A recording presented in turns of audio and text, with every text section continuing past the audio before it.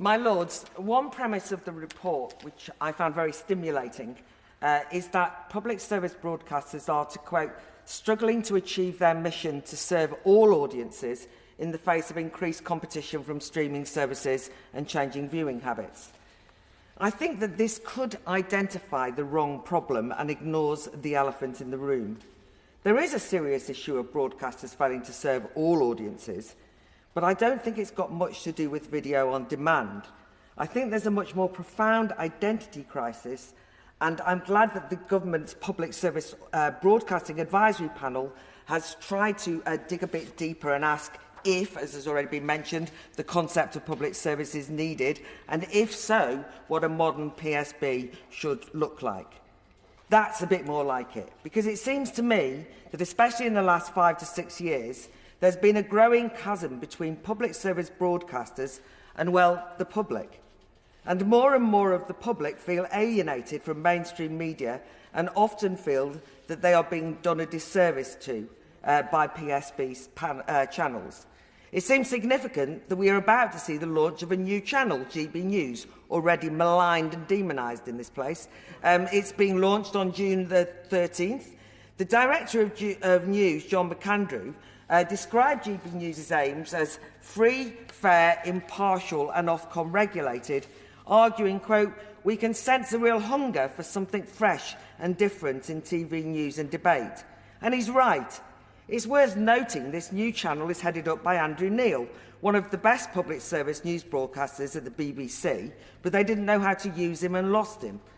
GB News is a start-up that has attracted presenters and production talents from across the PSB landscape and a whole swathe of young producers and employees, diverse, passionate and eager to make a difference, and recruited by an enthusiasm for the project of covering stories and voices neglected by PSB channels and not recruited by some special HR-designed diversity charter. I think it's exciting, and although, according to one noble lord that we've heard, we should be worried because of its foreign owners, my goodness, xenophobic or what? But anyway, what's to say that GB News isn't a new kind of public service broadcasting, and we should at least allow it to shake up any complacency. I want to focus especially on the problems of the BBC. The BBC is an institution whose ideals I love and I want to defend, but I find it increasingly hard to do so.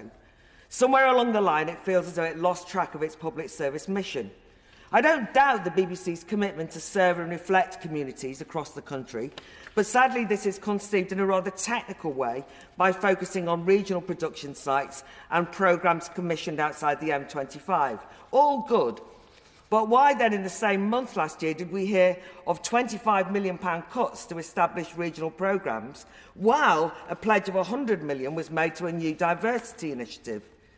I worry that obsessing about a particular interpretation of diversity does not serve all audiences, but rather, and does not stress what we have in common, but rather plays on differences. My fear is that there is a balkanising of audiences going on by attempting to tailor programmes to different demographics and identity groups. It's true, this does reflect one aspect of modern Britain, the divisive and essentialising identity politics so fashionable in metropolitan echo chambers.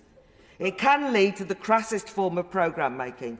Look at how broadcasters don't so much cater for 16 to 13, 4-year-olds as chase after them, flattering and fawning to prove PSB is relevant. It's excruciating witnessing the resulting soft bigotry of low expectations. Look at the tangle Radio 3 and the Problems gets into. Add a bit of grime and rap and the audience will love us, you feel them saying.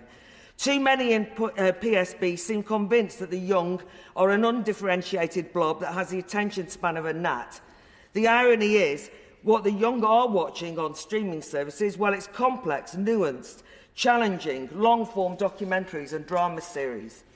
Another problem I have with the focus on diversity is it too often neglects diversity of opinion and thought. And even though Tim Davie, the BBC Director General, used the word impartiality 11 times in his inaugural speech, the most common complaint I hear about the BBC is that it's partial by offering a narrow worldview. The problem with the present strategy is that it assumes that a Geordie accent or a Yorkshire accent means diversity. But you can talk metropolitan orthodoxies with a northern voice, believe me. The BBC may have dumped received pronunciation, but their embrace of a suite of received opinions feels even more stifling and condescending. And often the BBC can't hear itself. It just doesn't realise it's tone deaf about diverse values and worldviews it doesn't share. And this became apparent to me personally in 2016. I was a panellist on Radio 4's Moral Maze for 20 years. I've done all the current affairs and news programmes the BBC has to offer, a bit of a BBC lovey if you want. And no doubt I was seen as a bit of a maverick, but I was accepted on the scene. However, when I mentioned I was going to vote Leave, it was met with disbelief.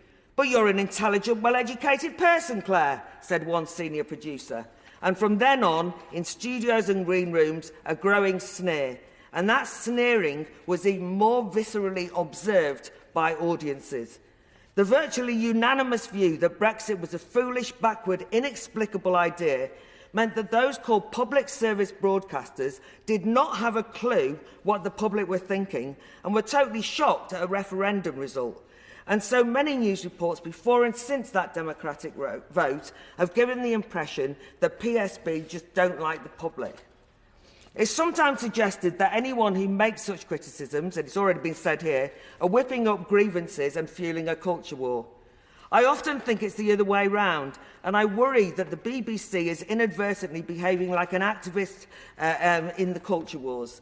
There are endless examples. The bizarre statement from Countryfile about the UK countryside being a white environment. The Rule Britannia saga at the BBC proms. And it wasn't Defund the BBC campaign who clipped a section of the BBC Sounds podcast featuring two young women hectoring older white women for being Karens who should educate themselves about their white privilege. Get out of the way, they said. Basically leave, they ordered. The BBC eventually deleted the clip after a backlash. But what were the BBC thinking? Educate yourself, you Karens, makes the old-fashioned patrician Reithianism sound positively egalitarian. The BBC is owned and paid for by the public, and it has a moral duty and not just a financial one. My Lords, I'm sorry to interrupt the noble lady, but we have a time-limited debate. Anyway, don't be complacent or public service broadcasting will never survive.